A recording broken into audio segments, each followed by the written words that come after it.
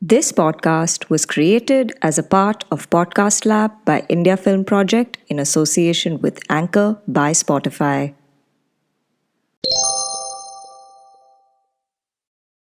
On the one hand, it is just trying to vocalize your feelings, but on the other hand, more recently, I guess this happens to all, everyone who writes. Your relationship with writing changes over time, and I found that writing is also discovery. It's not just trying to find a way of expressing your feelings. It's also helping you discover how you feel, which is sort of a new facet of it that I've sort of recently stumbled into by, talking to some of my colleagues, fellow critics, and about how they go about it.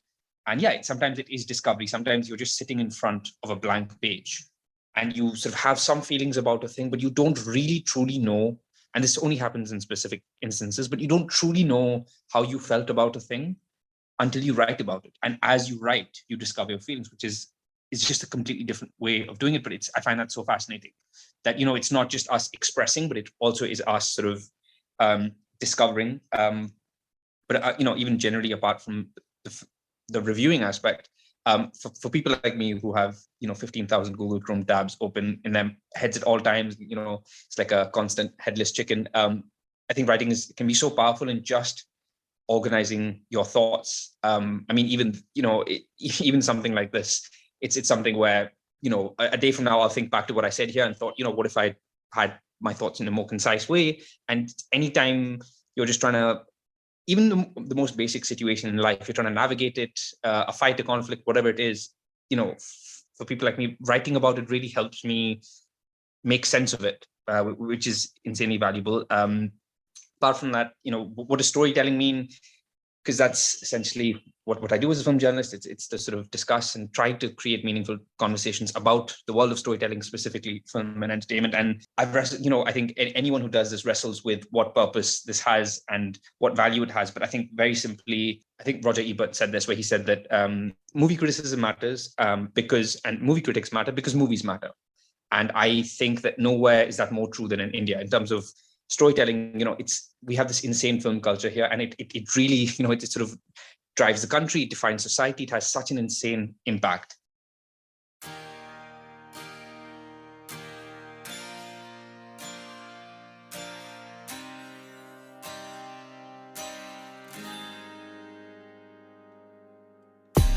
Hey everyone, welcome to the Closet Writer Chronicles. I'm your host Sangeeta, aka the Moody Marshmallow. You just heard our guest for today, Suchin Mehrotra. Suchin is a film journalist who reviews the latest streaming releases on YouTube for Film Companion. He also writes and reviews for the Hindustan Times, Firstpost, and other publications.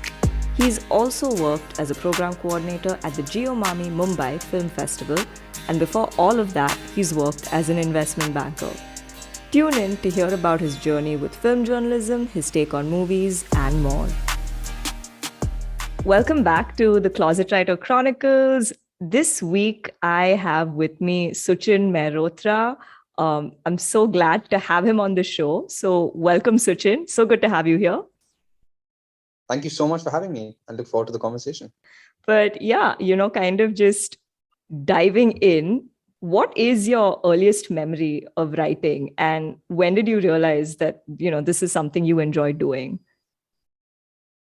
Earliest memory of writing, that's a tough one. I have a bit of a weird relationship with trajectory with writing. I mean, a lot of writers that I know, people who are legit, they've done it from an early age. For me, I sort of, writing is a byproduct of my love for films. It's because I got into film journalism that writing had to become a big part of what I do. But before that, I'm not saying it wasn't, but it was always in the smaller senses. I was never, if anything, on hindsight now, I wish I could go back in time and do more writing when I had the time, or maybe study it in school and things like that. But for me, I've always done the conventional thing. I studied economics. I was never, I never really did the creative thing much.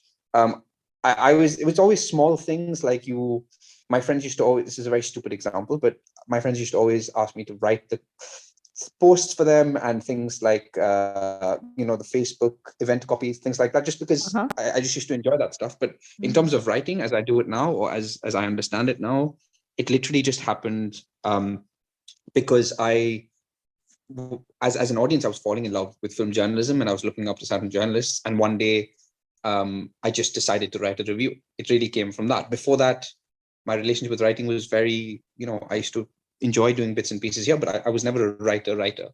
And I wish I could go back in time to all the time and opportunity I had to study it, rather than sort of constantly feeling like you're learning about it on the fly from people who are, far better at it than you are. But for me, I really sort of fell into it. No, but I mean, even if you did just fall into it, I mean, it's incredible with, just the work you're doing today and, with where you are in your career also, in terms of really doing something you love and you're passionate about, which is not something a lot of people can really claim to say that, they do, which is amazing. And, I remember watching this reel you had, I think, put up on Instagram, where you were talking about how when you were working in banking and you watched Haider and you kind of came back home and you just wrote about the film.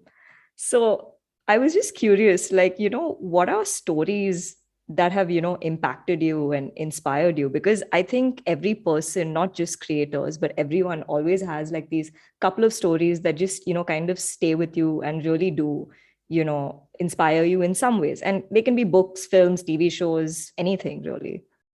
That is a tough one. I mean, there are many for sure, and I will currently try and think of some of them as they pop into my head. But so Haider was definitely one, because like it was. I wouldn't class it as one of my favorite movies, but it's a fantastic film, and it's just something about that film when I came home and the way I felt about it, and I just needed to write about it, and I did, and that's sort of the first piece of writing related to film I ever did back in 2014. Other stories that have had an impact on me. My job is to be professionally impacted by stories, so I need to have a good answer for this. The other big one that comes to mind for me was Tamasha, which I know is a very sort of love-hate film. It's very, some people consider it to be the one that changed their lives. Other people can't connect with any aspect of it. For me, Tamasha was a big one. Not in it helped me make a life decision, or but just in terms of a story that really, really speaks to you, something that you understand on a very deep, fundamental level, and for various different reasons. So Tamasha was definitely one of them. Another one that comes to mind more recently is October, which is Shruti Sarkar's film with Varun Dhawan. Yeah. That's another film which it's so specific, and the best films always are, where I think Veer Das said this. He's a stand-up comedian. He said this. He tweeted about this a couple of months ago, and I remember it stuck with me. It said something like, if you get the entire audience that like you, you're probably decent.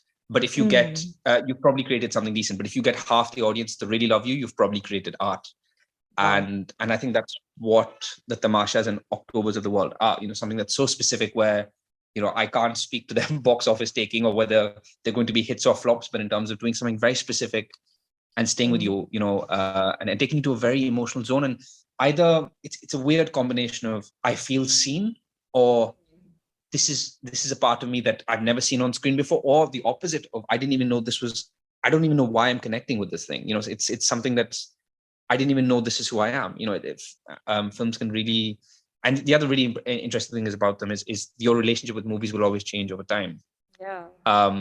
So I think it was one of my colleagues, Rahul Desai, was a fantastic film critic, a film companion. I remember he said something like this. He said, if you watch a lot of movies, they teach you about the world. If you rewatch certain movies over time, they teach you about yourself. Oh, wow. Yeah. That's deep. And it's right. It is, and it's interesting because it's basically, if you take X film that had a big impact on you when you were a kid, and then watch it again 10 years later and 10 years later. I mean, it could just be as simple as K3G is cringy now because you have changed as a person, or it could be that you're now relating to, you've seen something else in the film you never thought about. You're relating to a different character. You are now a different person. Your experience of that film would be different, which is fascinating. So it's an odd one, but yeah. So those are the ones that come to mind. Kuch Hota is another one, just in terms of pure nostalgia.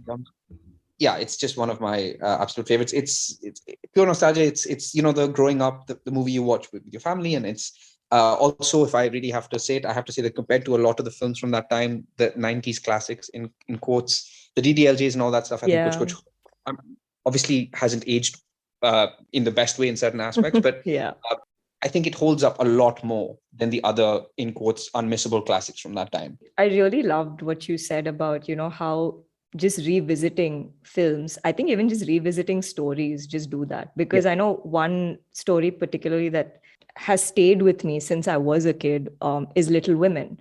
And I always, like, that's one book I just keep going back to. And I feel like I always take back something different. And I'm always relating to characters I never thought I would relate to at, different points in my life, which is a very interesting thing. And for me, growing up, I think more than Hindi movies, I mean, Hindi movies was definitely something that was a huge part of my childhood, but I think Malayalam cinema was also because I'm a Malayali.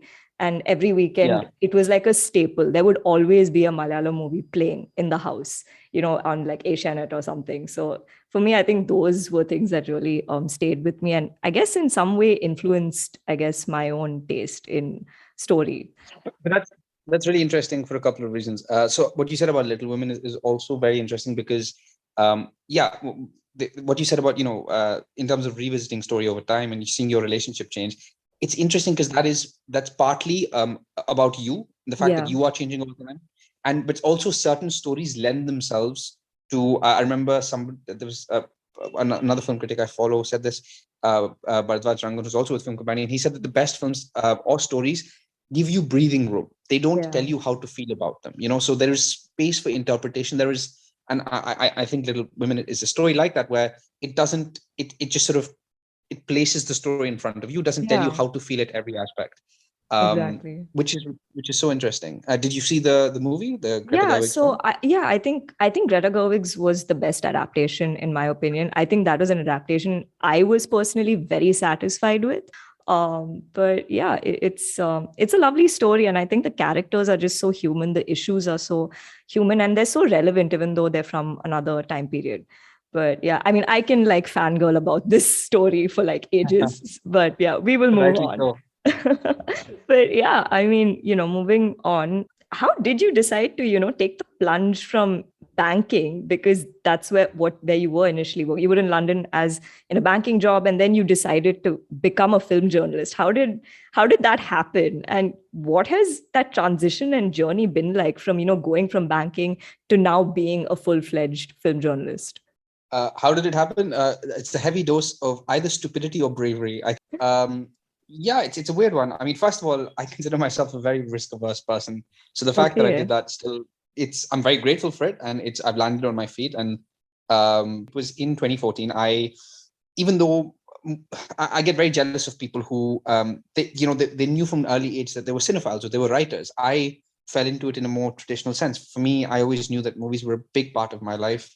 Hollywood for sure, with Hindi cinema in a much deeper way. And but I just thought I was as an audience, I loved the thing. It's just you're a fan. What more do you do? And then through when I was in university and I studied economics, because that's what you do. You just do the conventional thing, and we're all applying for sort of banking jobs because again, that's just what you do. Over time, you sort of come to realize that I think my relationship with this thing is a bit more than just there's something more here.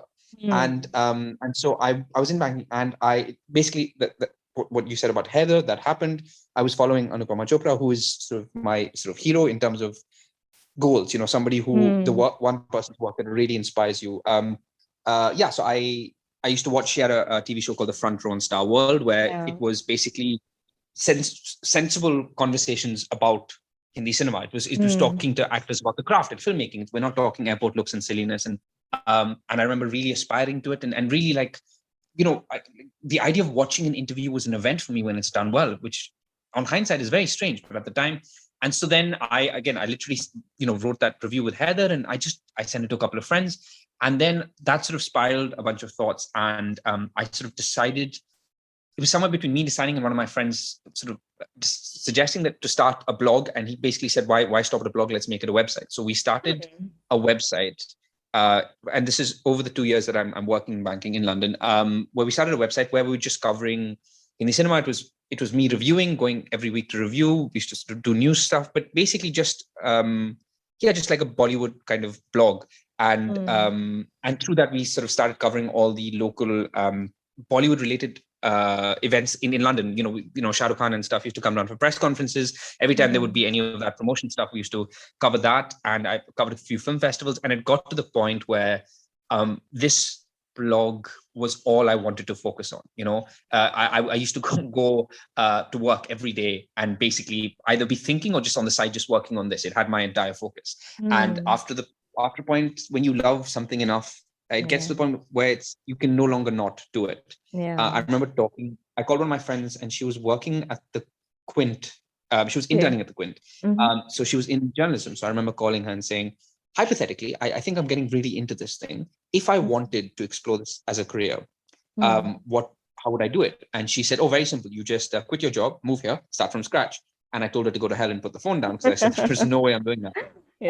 But as I think like 6, 7, 8 months passed, and eventually, I don't know how, but I was like, I think this is what I want to do. It was also a combination of I really wanted to move back to Bombay, and also, and this is also where the movies went, and it's where I wanted to be.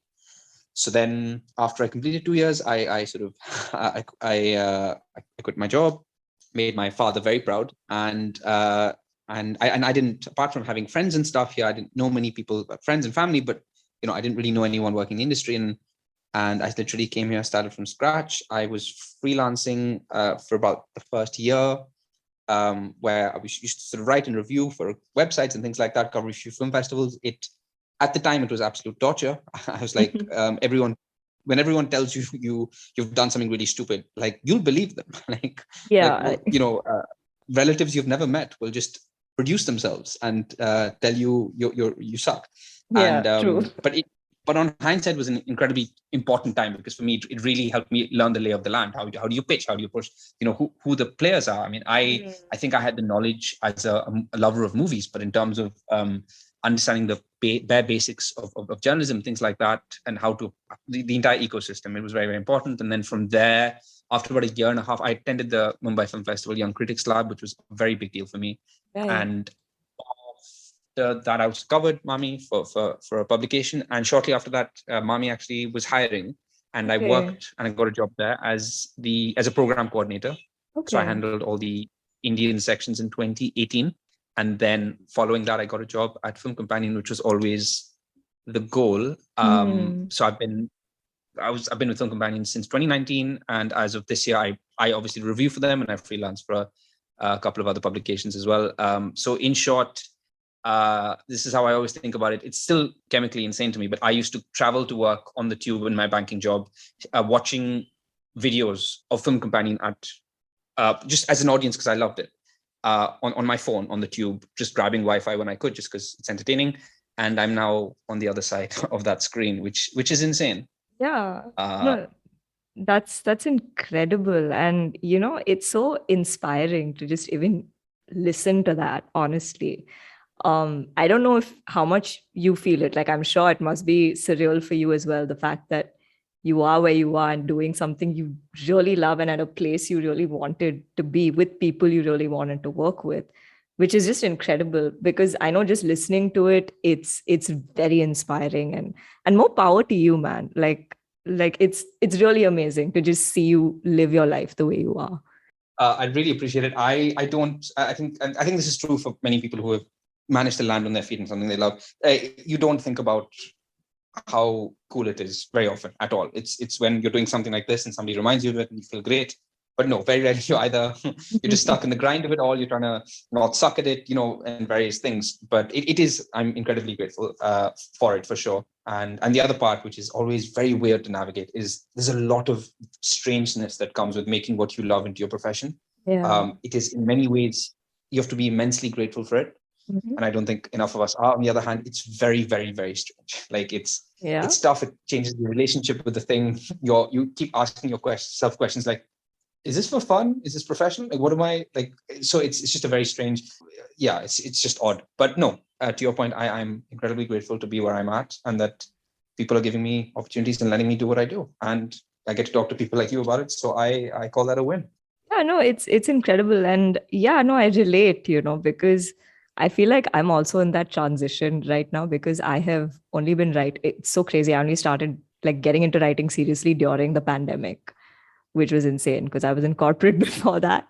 So yeah, I think that with the transition thing, I relate. Just that whole thing of questioning yourself, like, what am I doing?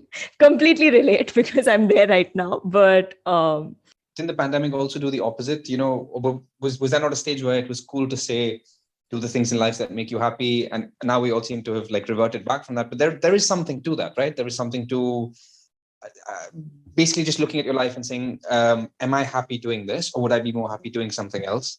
And how crazy is that? And I don't think it's as complicated as we make it. It's not easy, but I think it has to be simpler than we make it out to be. Yeah, I think most times it is like the answers are very simple, but unfortunately, they're not very easy to follow and act on because I think you've kind of imposed your own thoughts and fears or about it. Like, because I guess it's like fear or anxiety is an illusion to some degree, right? You're like kind of thinking of taking that first step out. So I think that's really what it is. For sure. I think, and obviously we build it up in our heads and the people around us build it up. Also, I think this is important to say because I was talking to someone about this recently, that whole idea of making what you love into your profession. You hear all kinds of sort of ridiculous stuff. Some people say that should be your aim, which I definitely don't agree with. And some people say that's really dumb. Why would you do that? And which I don't agree with at all. I think for some people, it's the right thing to do. It is, they just know it, right? And we live in a world where you can afford to try it.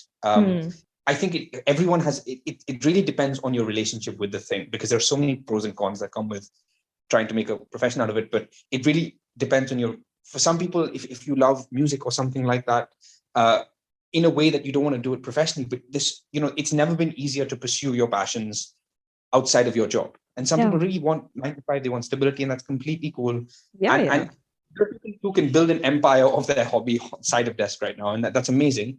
At the same time, there are others who they just know deep down, I have to give this a go. And I think I could make it land. And by all means. So there is no one size fits all rule. It really is different for everyone. Oh yeah, I completely agree because, I was having a conversation with another guest about this recently. And he's a storytelling coach. And, the discussion was, I think one of the biggest issues today is that a lot of people just don't try to understand themselves and understand why they do what they do. If you, I think, understand yourself and you kind of accept yourself without that judgment of, oh my God, like, why am I like this? Or why do I like this? Or why do I want to do this? Then it just becomes easier for you to figure out what you want to do next. But I digress. But yeah, I think, just kind of coming back to film journalism and what you do. So, it was really funny when you were talking about, how like these long lost relatives just landed up and were like, what are you doing with your life? So I'm just curious, what are some misconceptions you've seen that people have about, film critics and, film journalism? And have you personally faced any kind of, assumptions that were just not true and you had to be like, no, that isn't true? That's a very good question. So I think there are two parts to this. Assumptions wise, yes, there's the family part of it. There is, like human beings who you talk to and interact with who try to understand what you're suggesting. And the other part is on the misconceptions part, anyone who's familiar with movies and how they work, film journalism in this country really is, it is airport looks, it's giving out star ratings. It's all about the star ratings. It's reviewing, it's getting paid for reviews. It's all of that silly stuff.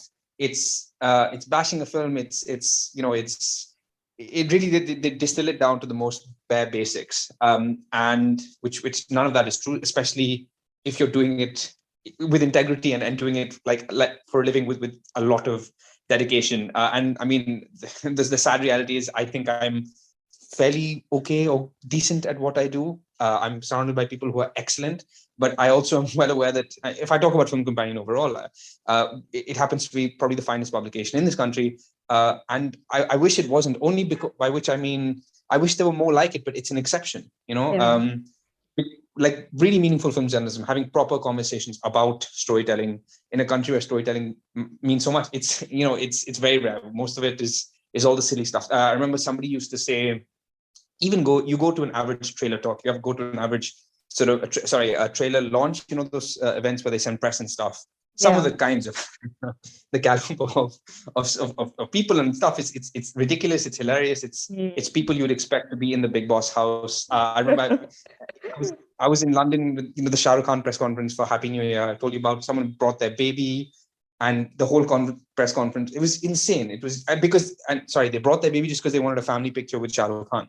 Wow. So it's that sort of thing. I mean, like trailer events here where people, they just literally, it's very, people being very, very strange and wonderfully Indian. But I remember somebody said this years ago, where basically the standard of film journalism is so poor.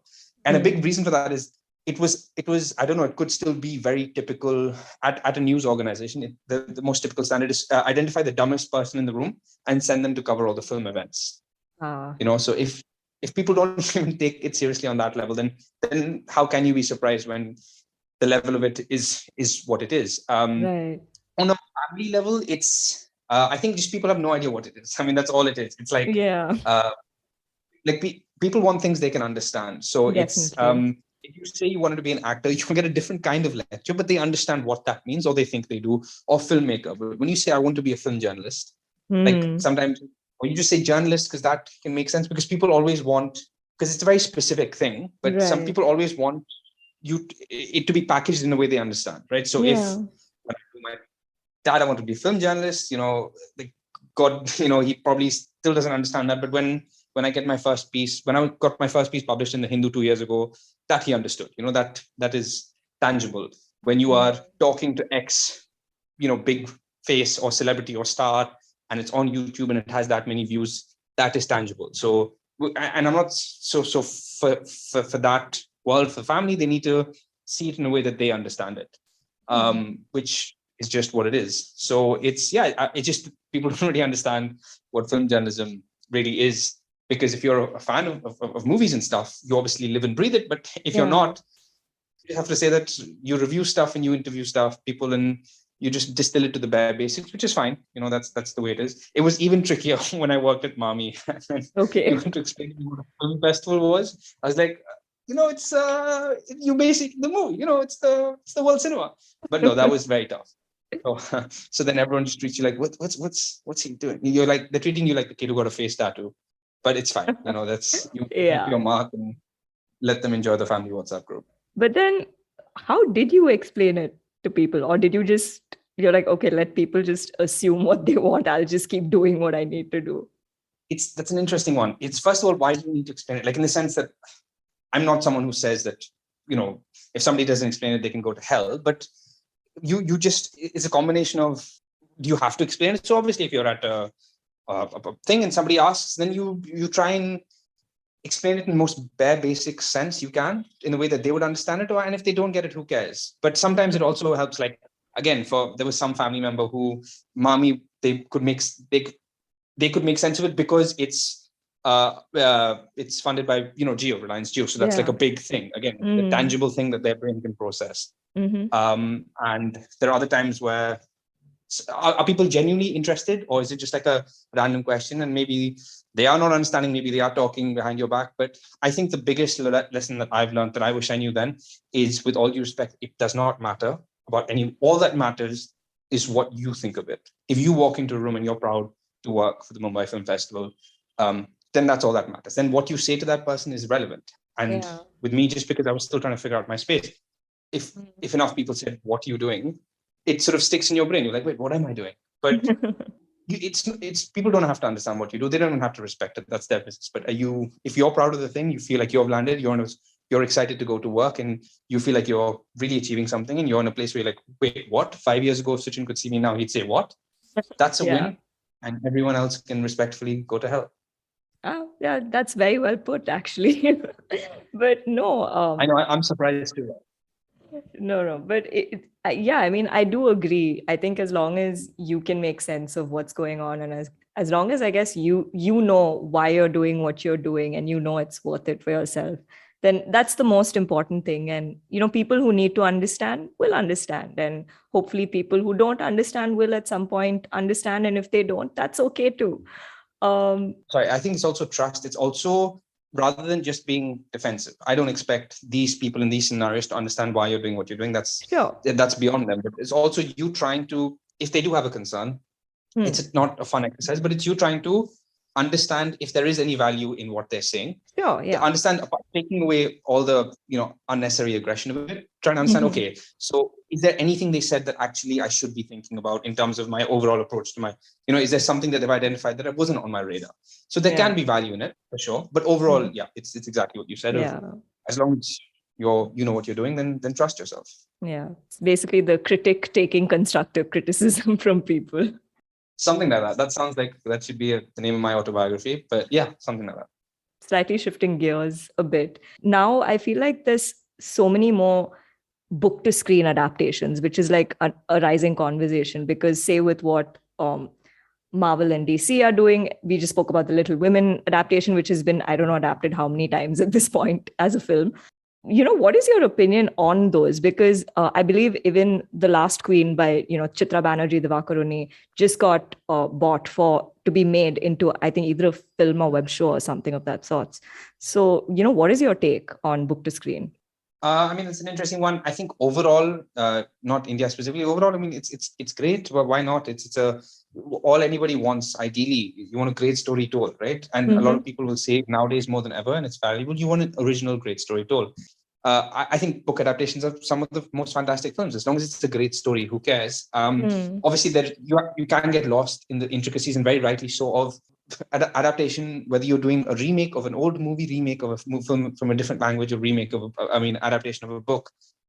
I think a lot of people, it's a very tricky thing to do, but they get lost out, because I wish more filmmakers would understand that you're adapting the essence of the thing. You're trying to take this, because ideally the version of it should be very different. I'm not talking about changing stories or characters, but it's the same spirit, but ideally it should be in a very, very different way. It's its own thing. The kinds of things you could do on screen that you can't do in a book, and vice versa. In India specifically, I think it's very exciting, and we need more of it, only because there are book adaptations here are very rare. It's not as common as it is in Hollywood, and we have so many great books here. And just the nature of the insane continent that we live in, that we are calling a country.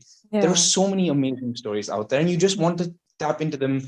And so many of them are books, and that's cool. And you really wish that you want to see more of that. And I do think that has happened more and more over the last few years. And I hope it keeps happening, because we just want to see great stories, and not the same thing over and over again. You don't want to see half-baked, small town social message rom-coms, which is Bollywood's new favorite genre, which has just been conceived in an office somewhere. Give me something actual and different. So I think book to screen, they're great. I think more than book to screen right now, it's just the remake culture overall, which is, prime example, you talked about Malayalam films. Any Indian cinephile, who has any sort of self-respect are all currently obsessed with Malayalam cinema, as we all have. We've all fallen in love with them over the last 5 years. It's so wonderful discovering a new film culture, and which I don't feel like I'm watching French movies. It's familiar enough to give me all the same feelings of why I fell in love with Hindi cinema, but it's still new enough for me to really get lost in a world. And they're obviously the finest movies being made in the country today. And it sort of annoys me when you find out that Malayalam film or that Tamil film is being remade in Hindi. And you're like, and you're like, first of all, why? Second of all, you're wrong. Third of all, just change your life decisions. But more than that, it's also this whole subtitle thing of, I know that I am your typical cinephile, so I'm watching these movies through and through, and I'm watching them with subtitles, and I still get to love so much of them. And I know that not everyone's comfortable with that, but I genuinely dream of a day, and it's already started happening in various things, where these films are so big and they get so celebrated that you can't remake them in Hindi. The audience is aware. A good example of this is Pushpa, which is a new Telugu film, which is in cinema right now. It's one of the few films that has made real money over the last few months. And the Hindi version, the Hindi dub version of the Telugu film is making more money than the big Bollywood films out in theaters right now. Yeah, it is. You can't remake Pushpa. And that's great, because people are seeing the original film. So, and I hope we get to see more of that, where Malayalam films get celebrated a lot more for what they are. So then there is so little value in remaking them, because everyone's seen them and they appreciate the value they have. Yeah, because I think, for me, if I had to talk about, because I grew up with Malayalam cinema, So I think for me, when the world woke up to Malayalam movies, like a part of me was very happy, but I was also very, like, I feel like I'm still a bit apprehensive when people talk about it, just for the reason, because it's great, it's getting the reach, but also just, the fact that, oh my God, we're getting more remakes, which are just not necessary, and I guess there's also like that underlying fear of, people from other industries or outside, please don't come in and ruin what's happening in Malayalam movies right now. I think that's like one of the bigger like things, at least for me as a viewer. Which I understand, and I think that's very unlikely from my very basic understanding of the industry and the few times that we have interviewed, artists and filmmakers and Ashiq and Fahad. There's something so wonderful. Yeah. Again, this is a complete outside perspective of it, but there's something so wonderful about Malayalam cinema. First of all, it really feels like all the storytellers and filmmakers and actors, they all seem to be genuine friends, and everyone's really supporting each other. And more importantly, despite the fact that their movies are being celebrated in a bigger way that, just people wise, than they have been, maybe ever. There's no ambition there. And I mean that in the best possible way. They're not looking to make the big pan India film. I know for a fact that a lot of these top artists are constantly, and actors from Malayalam cinema are constantly being courted by Bollywood, are getting calls, are trying to be stolen away and asked to, be mounted in these projects. And they couldn't care less. Like they're so happy making their rooted films, and regardless of whether they get 50,000 crore budgets, they really are just doing that, and that's enough. And it's ironic because even sort of keeping it contained and rooted and just being honest to the story without getting too ambitious about taking over the world, they're ironically sort of taking over the world. I mean, but you get my point. They're really having an impact that way. Yeah, no, which is great. But I wanted to ask you, does it annoy you then? Because two things have happened from sort of people who I know who I've spoken to who've grown up with Malayalam cinema who are now seeing this recent obsession. Number one is you get a lot of like sort of the mansplaining and sort of cinephiles who've basically been watching it for like 5 years, but they're acting like the experts, even though like you just woke up to it. And the second one is apparently there are a lot of people in Kerala who are getting annoyed because the films that are sort of traveling, like probably mostly the Fahad Faasil ones, right? Those are the ones that are really having an impact, that are really having such a big, having such a impact around the country. There are a lot of people in Canada saying that, no, but you guys are celebrating them as the best films, but there are actually far better films or greater things. Like, it's almost like there's already a rich culture here, and these are not the best ones just because they're traveling and things like that. You guys haven't even seen the best of what we have been making. Is that something that you agree with at all? To a degree, because, okay, so the thing is with me, like I said, like I've grown up with Malayalam cinema, and yeah, of course sometimes it is a bit funny when people kind of who've just recently woken up to Malayalam cinema, also because it's the new in thing and it's the new popular trend or whatever, because for all you know, tomorrow it could be Marathi films or Bengali films or some other language films, right? And then suddenly they'll be like into that, and they could very well forget Malayalam cinema and go with whatever else, because like, oh, there's suddenly like amazing stories coming from this place, which is great, which is well and good. Because even, so when I was a kid growing up, like, and I grew up and I'm in Chennai, so Tamil cinema obviously is huge here. And when Chandramukhi came out with Rajnikant, like for me, it was not like I watched it and I was like, I don't like this, because I have seen Mani Chittataram, which is the original Malayalam, years ago. With like Mohanlal, Suresh Gopi, Shobana. And I was like, for me, that film was just incredible. The fact that it was made so many years ago, the thought, the vision that went into it, and the storyline. And Shobana, no one can do that role the way Shobana's done it. That is just my opinion as a viewer, honestly speaking. So then, to see the Tamil version, and I'm like, okay, it was an attempt, I guess. And then see people raving about that. And I'm just like, okay. And then you see Bhool Bhulaiya come out in Hindi with like Akshay Kumar and Vidya Balan and like Shiny Ahuja, and you're just like, okay, great, sure. I mean, here's another remake of a Malayalam cinema that traveled to Tamil, and then it's being touted as a remake of the Tamil film when the original was Malayalam. So it can get a bit like, I think people who genuinely do love Malayalam cinema and who've grown up with it, like I think they can resonate, because it's almost like just being treated as this new trend or this new cult thing. And we're just like, okay, when the new thing comes, I guess this might blow over. People who genuinely do love the stories and want to like watch it for it will come and watch it. And you're right, because today the films that are traveling are the ones with say a Fahad Faasil or a Dulquer Salman. I think, yeah, Nayattu was one of the few that kind of broke. I think maybe because of the whole Netflix association, maybe that's why. I'm so Yeah, I happy. mean, Like, even Amazon as well. Like, when yeah, you have Drishyam 2 and stuff, that stuff is insane. But yeah, it tends to be the ones that are big on the streaming platforms. yeah, because I was really happy like a Minnal Murali did well with Tovino Thomas, because Tovino Yeah. Thomas has done like really good work in the past. And I mean, this is like his, I guess you can say, one of his bigger break films, which is why now you have attention on him doing Naradan and stuff like that. But I mean, having said that, Malayalam cinema has also attempted remakes with like, Prithviraj's Brahmam from Andhadhun, which was completely unnecessary in my opinion. But or there was even a Malayalam remake of No Entry like a couple of years ago, which was again completely like unnecessary. So of course, Malayalam cinema also has its bad films, and it has, I guess, certain gems which people just may never really find as such. But I think that also you need to really get into the culture of it. Like today, we celebrate, say, content from K-pop or like K-dramas, but we know the mainstream ones. Do we really know like original, ones that maybe Korean people are really like raving about and really love and have like, say, cult followings, and we possibly have no idea about them? It's almost like I don't want to say culture appropriation, but it's just, yeah. Watching the trailer and feeling like you're an expert in the movie.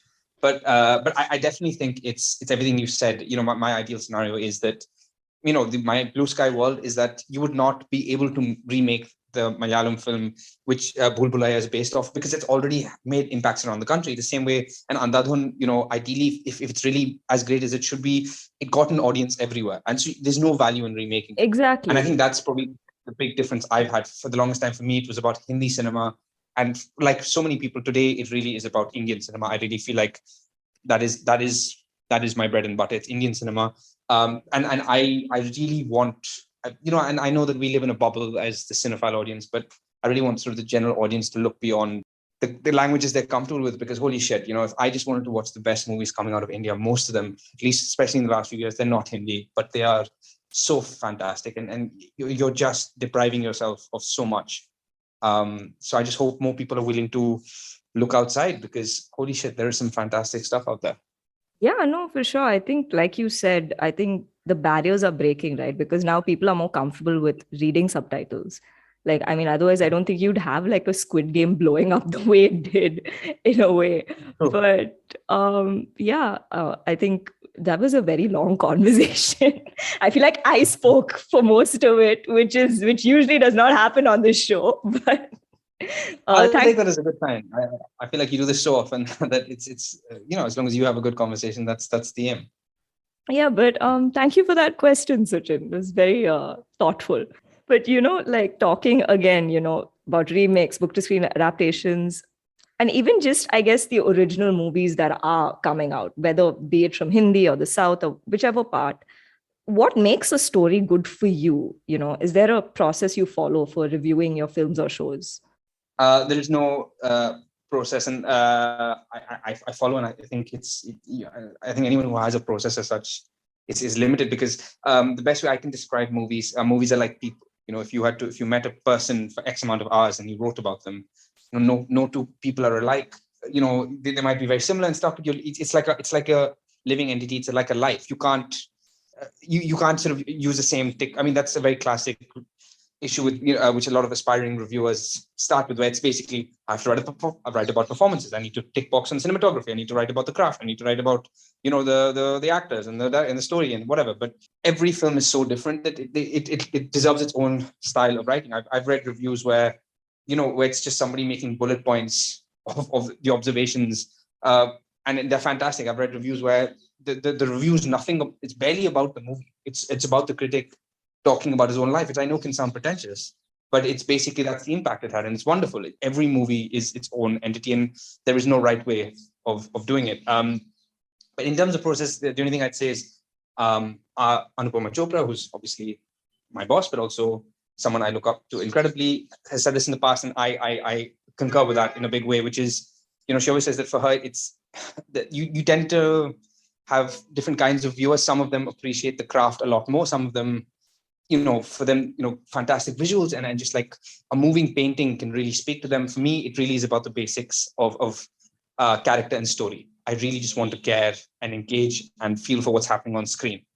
And so there you get a lot of those films where they really are sort of very stylistic and visually interesting, but there's no, in terms of the thing, the story and the characters, you're not feeling much, you're not really engaged in the thing, and that to me will always be limited. So that's just one distinction I make. But beyond that, there is no process. It's essentially all you're doing is, in a perfect world, what you're doing is, what is the thing? What is it trying to do? And that's a very important distinction. When you're not watching a Rohit Shetty film the same way you're watching a Drishyam 2, or the same way you're watching an Andhadhun, you're not. They're very so you have to watch it in context. What is the thing trying to do? And then there's obviously the analysis, criticism, which part of it, which is basically the assessment part, which is how well do you think it's doing that? What a successful Rohit Shetty film is very, very different to a successful Zoya Akhtar film. So how well is it doing what it sets out to do? And then, how do I feel about it? Because technically, a review is a perspective. Ideally, it's an informed perspective. It's someone writing who ideally knows a bit about what they're talking about. But it's how does it make me feel? And then I guess the fourth point is going beyond the surface, going beyond the basics of and the adjectives of this is what worked and this is what didn't, and this is what segregates reviewing from criticism. But trying to put the thing in a wider context. Really like speaking about something wider and something beneath the surface of what's really happening with this film, and sort of placing it in today. So that's ideally those are all of the aims. You don't manage to do everything all at once, but that's definitely what you're trying to do. No, I completely agree, because I think even for me, like say when I have to like review a book or do like a manuscript evaluation, I think it's pretty much the same thing. It's like, what is this story doing for me? Like, how is it impacting me emotionally? Or, what is the effect it's having on me? And I think really then kind of seeing, okay, what is it doing right? Or what is it not getting right? And is there a way to improve that or build on that? But and it's like you said, it's like an informed perspective, so to speak, and hopefully you're helping people kind of see it also that way. I mean, some people take it positively, some people don't. Have you ever faced backlash for a review, by the way? Yes. I mean, keeping in mind that I've only been doing this for sort of not the longest time, I have, I still don't know if I can call myself a critic. I think that's a tag that comes with a lot of weight, but I'm definitely a journalist and I review for a living. But it has happened to me, not as much as it happened to my more senior accomplished colleagues like Rahul, Desai, Anupama, Chopra. Like they've seen the fun stuff. But no, it has happened. You get, for me, it comes in the form of YouTube comments, because my film companion reviews where I review Hindi streaming shows. That's all the wonders of YouTube comments. You get people, messaging you. So that does happen. But especially when it's a big project, and doing this, you really learn about which actors you never thought had a massive dedicated fan following has a massive dedicated fan following. They're like, I always expected to be abused, but I didn't know that person's following would abuse me. So it has happened, but not as much as it has to others. And everyone who does this for a living has had various very strange instances of backlash. Some of it is obviously very scary. Obviously, when you have female critics, particularly when you're reviewing bigger star films, it gets insane. And just there are no words, but it does happen, and it comes with the territory.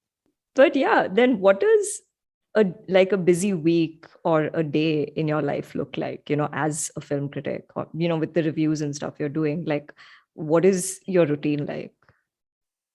That's a very good question.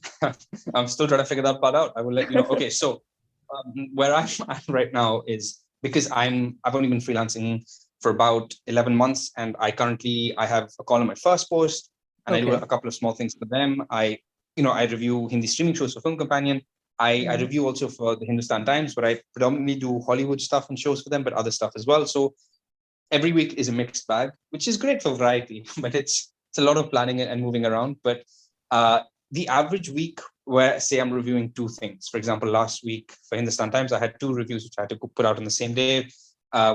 Again, in terms of, I can talk about the average week. I think the average day is kind of tougher, because we think in terms of weeks. Everything releases on Friday. Most critics will tell you they hate Friday. They hate it, which is ironic, because they get to watch what they love. But no, it's just a mad dash. But basically, your entire week tends to be geared towards your Friday. So for me, your Monday through Wednesday is the things I need to watch. And because I'm doing a lot of shows, that's just a lot more time intensive. So it's that's, I guess, where a lot of the work happens. You're trying to watch, you're trying to give something the attention it deserves, you're trying to have smart thoughts about it. And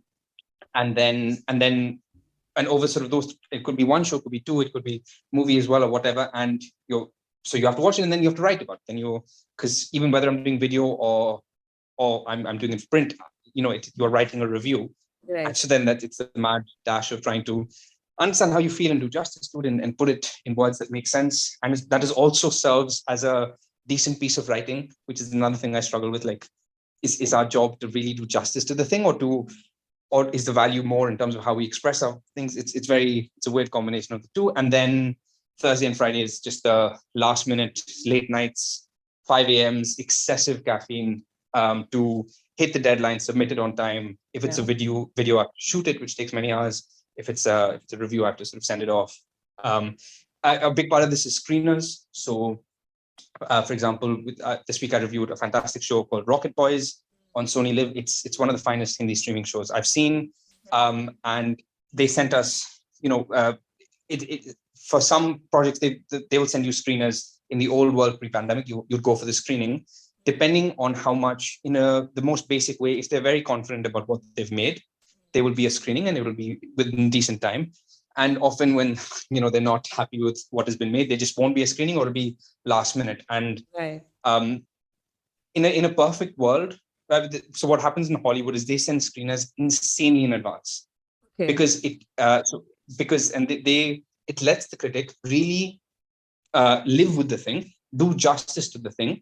Because ideally what we should be doing is really putting together a conversation that this film deserves. What we're actually doing is trying to do that within 2.5 hours. We're trying to hit a deadline, and editors shouting at you and everything's going, and you're caffeinating, you're not even thinking straight. It happens under these crazy deadline, which it shouldn't. It's just unfair to everyone involved. But it's a race, right? It's about who gets their review out, not first on Friday, but gets it out soon. And because Friday, when Kapil Sharma's comedy special drops, is when everyone's talking about it. And if I put my review out on Monday instead of Friday, it's going to have, that's the day we're going to talk about it. That's the way we're going to be flooded with reviews, and people are going to want to maybe know about it. So because you're working towards the deadlines, and here we don't have, the screener culture isn't as much. So on average, if you're lucky, you'll get screeners midweek. So let's say Tuesday or Wednesday. And so you literally have 72 hours to, and this is for one thing, obviously reviewing multiple, but to watch the thing, to write it, and to shoot it or submit it, which I know sounds like a lot, but it really isn't. And that's why your sense of like work time goes up. There's nothing 9 to 5 about this. Yeah. So it's just it's a very that's why there are times on a Saturday you're watching something like, wait, is this work? Am I relaxing? I have no idea. So it's a weird one, but I think we really think in terms of weeks, in terms of something coming in and just hopefully having the time to watch it, write about it, do justice to it, and submit it. No, but that's really interesting to hear that, how you kind of work your way, or, generally how, I guess, a film journalist would work in terms of reviewing stuff. Like, just even with the way I think entertainment's kind of expanding now, because I mean, the first thing is, even with films, and I mean, first it was films, now it's also web shows and streaming, right? And now it's also, there's the whole cross-language thing, because like we discussed, Malayalam cinema, regional cinema, which is doing really well. And even but you even have like now, say, I mean, books are kind of making, I don't want to say a comeback, but I feel like, I don't know, I can personally see a lot more people getting invested in books now. Maybe it's a slow thing, or hopefully it's not temporary.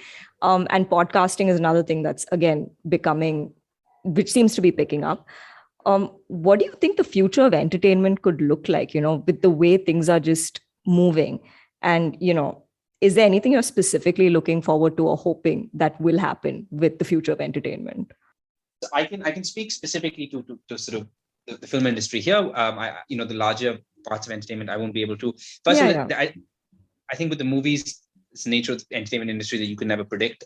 Specifically in terms of where we're at now, nobody can predict. I mean, I know for a fact that the biggest entertainment companies in the world are currently running around like headless chickens, only because, they're all just trying to figure out what the hell is going to happen.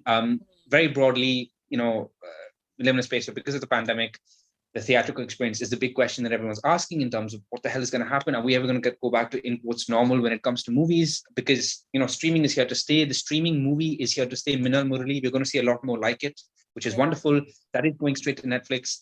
And so that whole distribution thing is gone for a six.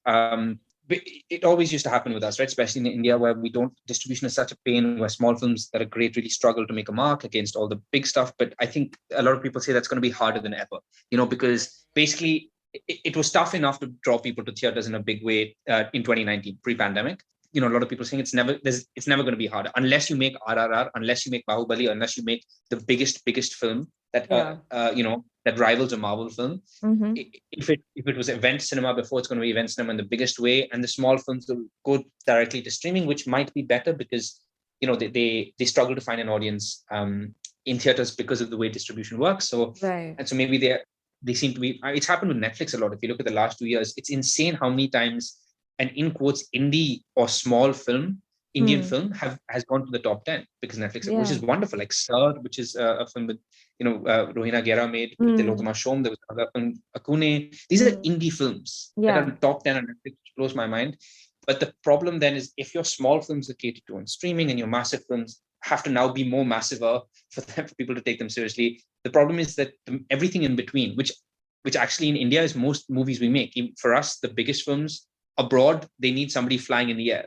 For us, the Tovino film is a big film, or Akshay Kumar, where the story could be small, but those are your big star vehicles. Those are the ones where there's a lot of, I think the best films for me anyway, that come out of Hindi cinema, the ones in the middle. They were what Zoya Akhtar was making, Vikramaditya Motwani was making, Anurag Kashyap was making, where they're not your biggest starry vehicles. They're not indie films. And they most often were. Anubhav Sinha is another interesting example, where they were the best films year on year. And those are the ones that I think everyone's really confused about where they'll go, in terms of how will that pan out? Do they go start directly streaming? Will they be able to make a mark? I think that's the other one. But those are, if you look aside from distribution, I think it's what you said before about, which is on a more heartening side, the barriers between industries coming down. I think that's wonderful to see. I really,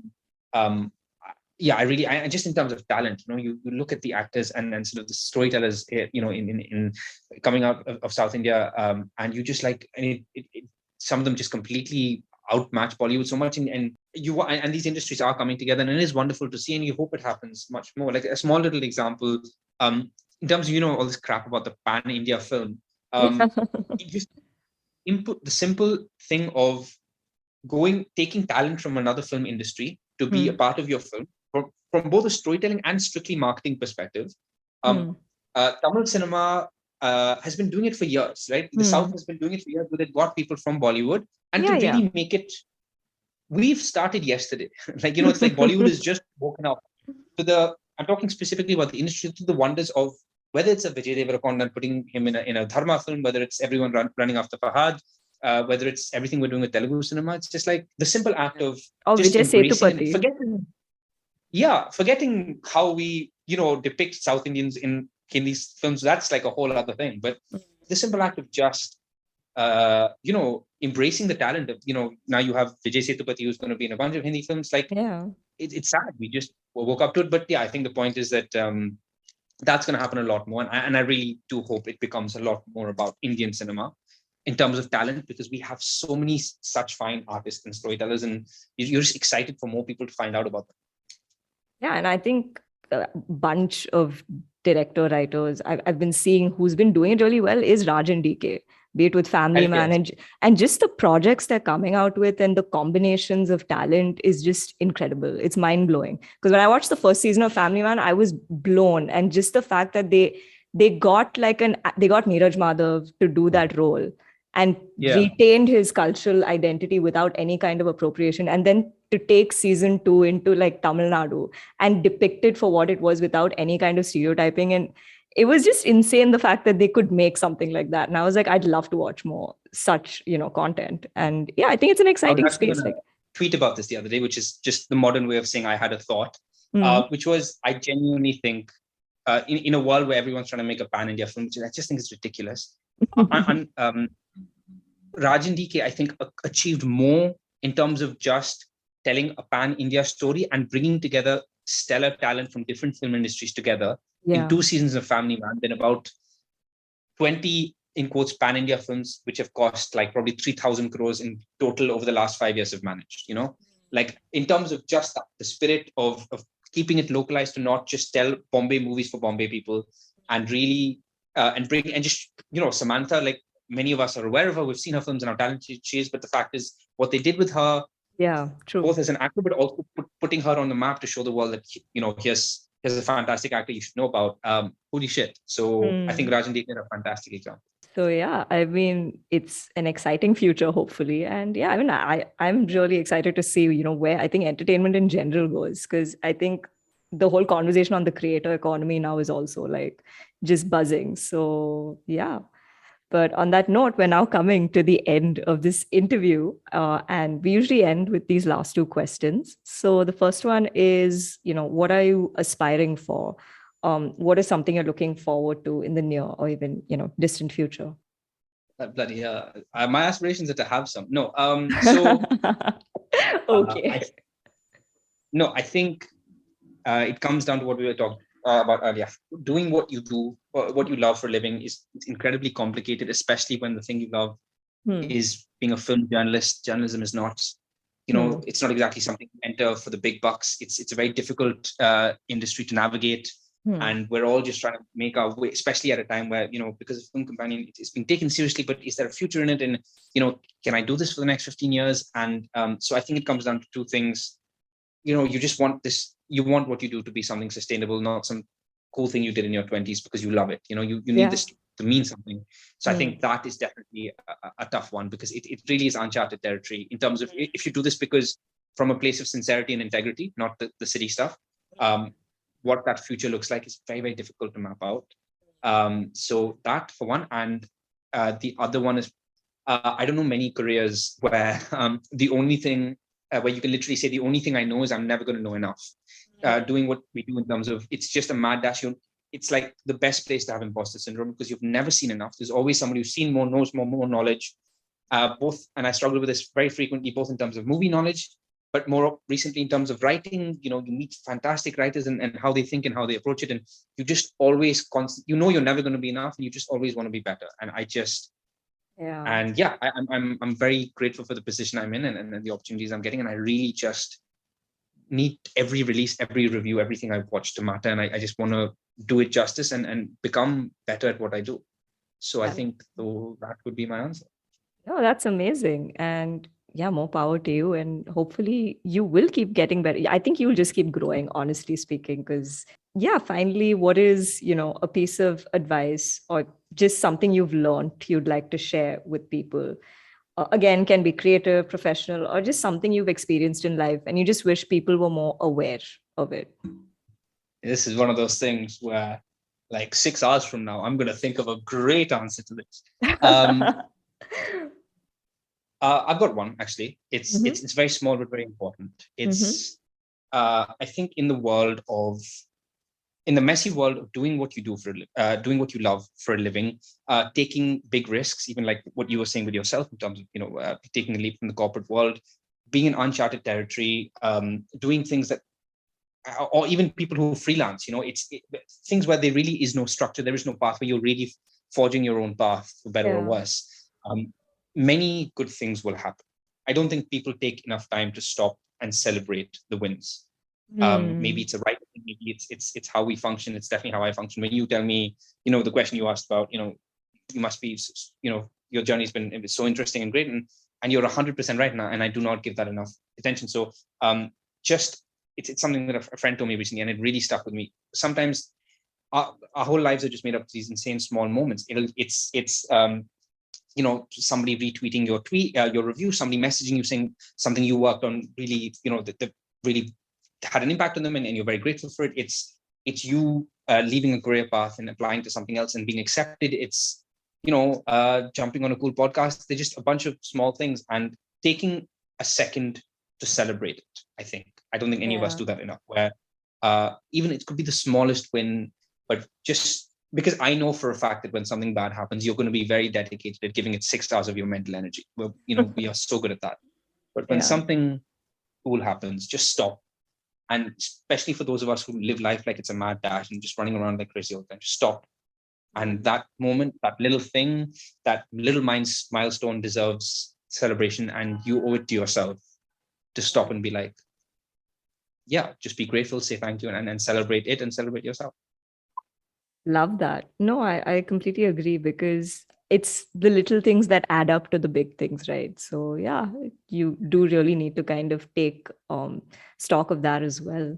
I know I said that these were the last two questions, but we have a fun rapid fire round, because how could we not? Well, I mean, considering the amount you have spoken about Coffee with Karan in certain reviews and interviews. I don't know what you're talking about, but I do think it is the best thing that's ever been made, and it's where I've got all of my knowledge about most things in life. If listeners are clueless about what I'm talking about, please go watch Streaming with Suchin, his review on Rocket Boys. You will know exactly what I'm talking about. But also, I don't want to throw off, but I know for a fact I'm the only person in the world who's watched the fantastic storytelling achievement that is Rocket Boys and somehow managed to bring in Coffee with Karan into such a sophisticated show. I don't know, like that's my talent, I guess. So this or that, written reviews or video reviews? Ooh, video reviews. Okay. Films or shows? Films. Marvel or DC? DC. Streaming with Suchin or Creators Crossing? That's really tough. That's why it's there. Oh. Right now, reviews. Streaming with Suchin. Yeah. Okay, cool. Which review of yours are you most proud of, and why?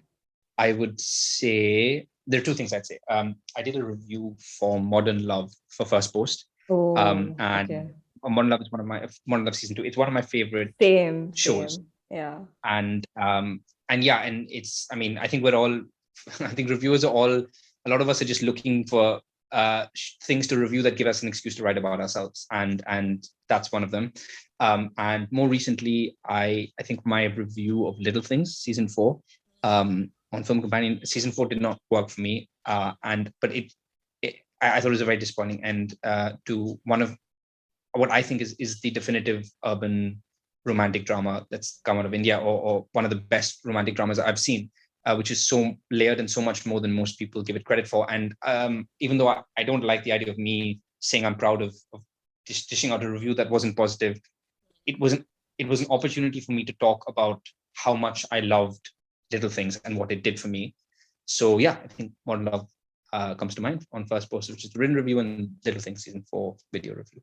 Yeah. Oh, fun fact. So this podcast, the format is inspired from Modern Love. Modern Love is one of the podcasts this podcast is inspired from. Just putting that out there. That's amazing. But yeah. Cool thing to be inspired from. So what's the best part of being a film critic? Stuff on getting to do what you love for a living, and watching so many stories. I think a lot of us risk living life online too much, which is an annoying part. But I mean, nothing bad can come from experiencing and engaging with so many stories from so many different, like it makes you a fuller, more it just makes you better somehow. And what's the most frustrating part? The worst part is not being able to give something its time. I get messages all the time on Instagram saying, I can't believe your job is to watch stuff for a living. You're so lucky. It's so cool. It's not, because talk to any film journalist and a reviewer. The one thing they don't have time to do is watch. Even if it's something they're reviewing, everything is such a mad dash. And so the circumstances under which you have to watch something that's so great and meaningful, sometimes it sucks. Sometimes it really sucks. And just like, you really wish you could give, some things deserve, you just want to give it your all when you're watching it. It's like watching something in a theater, and you want to clear out your day and just live with that thing. And very rarely are you given that chance. An underrated movie, according to you? A really random action film, because I think it's very satisfying. It doesn't get enough to you, and it's nothing meaningful, but it's interesting. There is a Ben Affleck film called The Accountant, which I believe is on Amazon Prime Video. Okay. I think there is a whole genre of these very satisfying action movies that are not Mission Impossible levels amazing, but they're just very, very fun and very comfortable. And I will go with that Ben Affleck film. It's called The Accountant. Interesting. And an underrated show? There is a show I just watched and reviewed last week, which came out on Amazon Prime. And to me, it is the best show that you are not watching. It is called As We See It.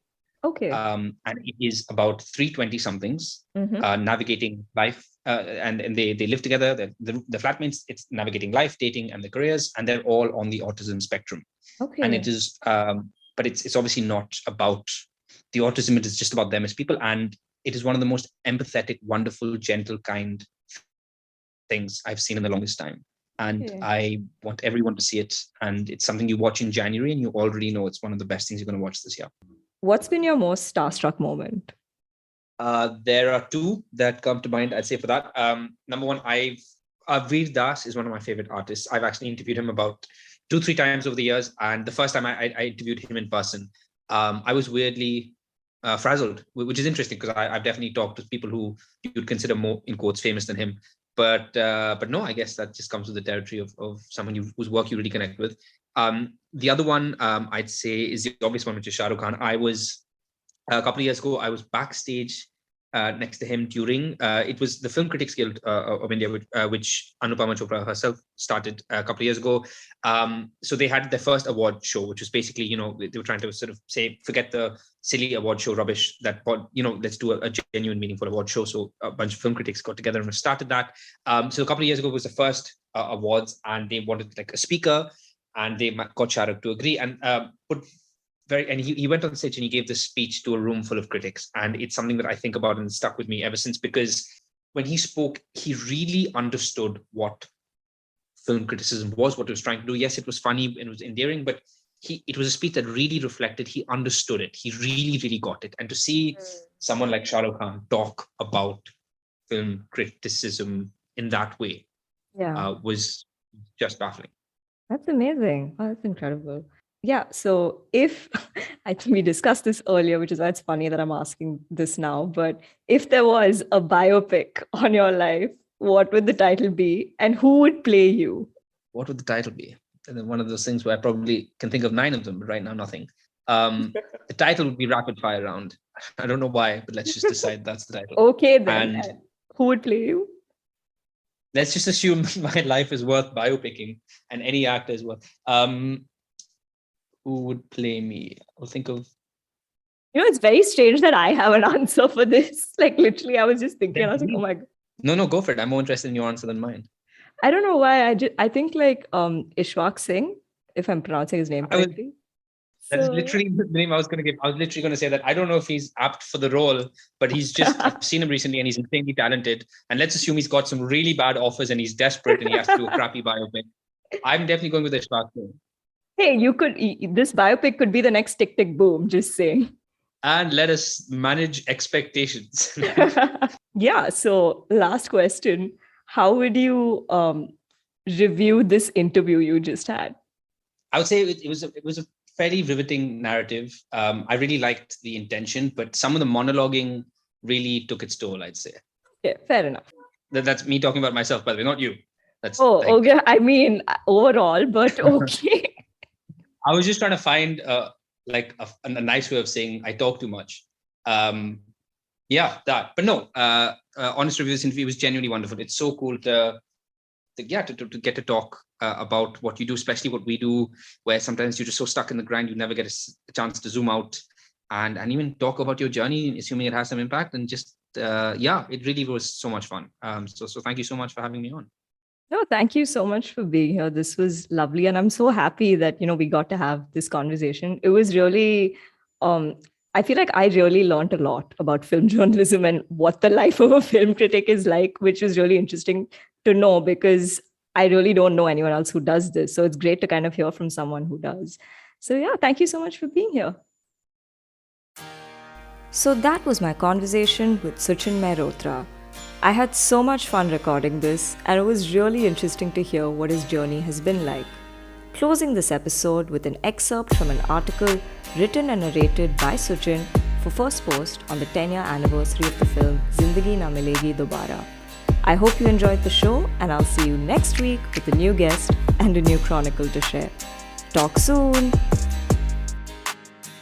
3 friends embark on a road trip through Spain for one last hurrah ahead of a significant change in one of their lives. The year is 2016. The trio in question consists of my 2 friends and I as we set off on our very own Zindagi Na Milegi Dobara inspired road trip. looking to be the heroes of our own road movie. Apart from the slick soundtrack, Tomatina, and abs, of course. So many abs.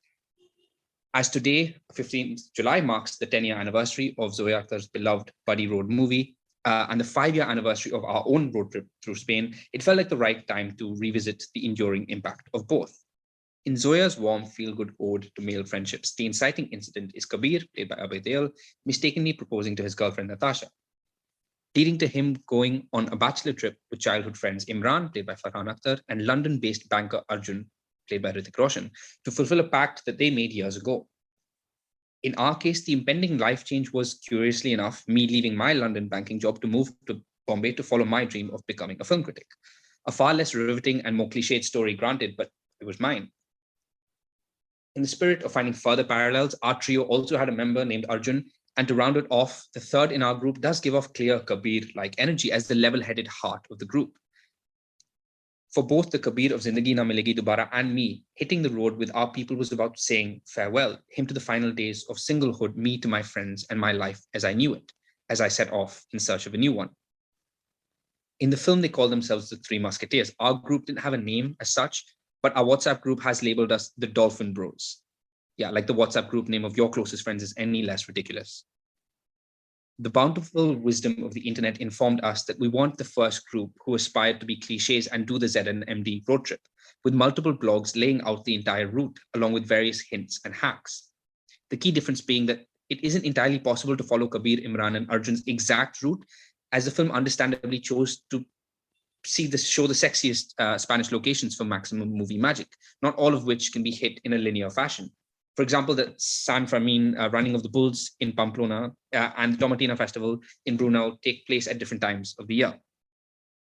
The on-screen Musketeers did Barcelona, followed by Costa Brava and Seville, with Brno on the way for painted bread purposes, ending in Pamplona's famous bull run. We did Barcelona, Valencia, Granada, and Seville, ending in Madrid. They had 3 weeks, we had 1. They had Bhagwati, we had Maria, the white BMW hatchback that served as our travel companion.